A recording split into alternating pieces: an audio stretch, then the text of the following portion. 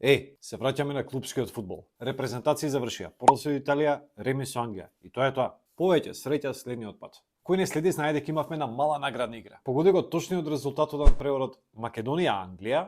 Имаше 70 коментари и погодија само 20. Најбрз беше Перо и си доби блузон. Честитки до Перо О. И да, следете на Facebook и Instagram. Почнуваме да се активираме и там. И секако, subscribe.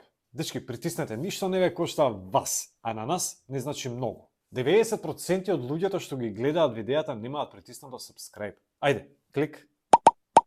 Ајде да видиме што имаме викендов. Има многу интересни надпревари, ама јас се решив само за 3. 2 надпревари од Премиер лигата и 1 од Серија А.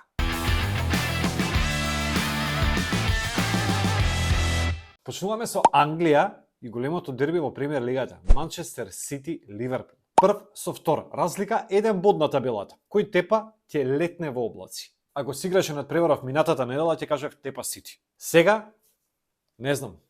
Многу нешта ќе зависат од тоа дали ќе игра Халанд или не. Веројатно ќе игра, ама ќе видиме. Као Демек беше многу тешко повреден, па испадна дека нему е ништо. Како и да е, Сити е во подобра форма, игра на домашен терен и е фаворит. Ќе биде интересно 100% и сигурен сум дека ќе паѓаат голови. Значи, како по обичај, паѓаат многу голови на надпреварите на Сити и на Ливерпул. Освен тоа, Пеп и Клоп си имаат некоја тивка војна меѓу себе и секогаш се интересни нивните дуели. Јас мислам дека сепак Сити е поблиску до победа.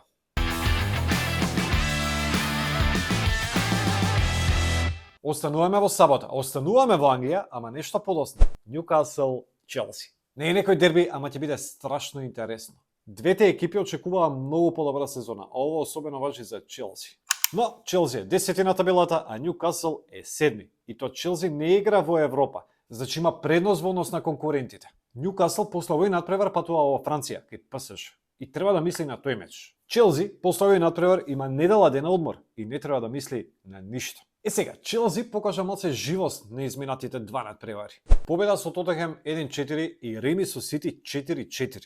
Ако продолжа така, топ за нив. А Ньюкасл тепаше со Арсенал, па изгуби од Борнмут. Тоа е.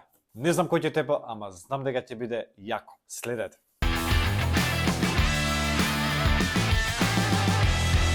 Од сабота попладне и Англија одиме во Италија во недела доцна на вечер. Познатото дерби де Италија, Јувентус Интер. Дечки, ова е можеби најголемото дерби во Италија. Самото име го кажува тоа. Дерби де Италија, дерби на Италија. И овде играат прв против втор. Разлика на табела само 2 бода, ама гол разлика, охо. Не, значи двете екипи газат сезонава. Интер као се е фаворит според букмекерите, ама тие фаворитски улоги не важат ништо кога играат овие два тима меѓу себе. И тука важи истото како и на претходниот меч. Јуве игра само во Серија А и тоа е нивната најголема предност оваа сезона. И добро е за Интер што овој надпревар дојде по репрезентативната пауза. Не знам што ќе биде. Сакам Интер на тепа, ама не знам. Пишете во коментар ваше мислење за резултатот.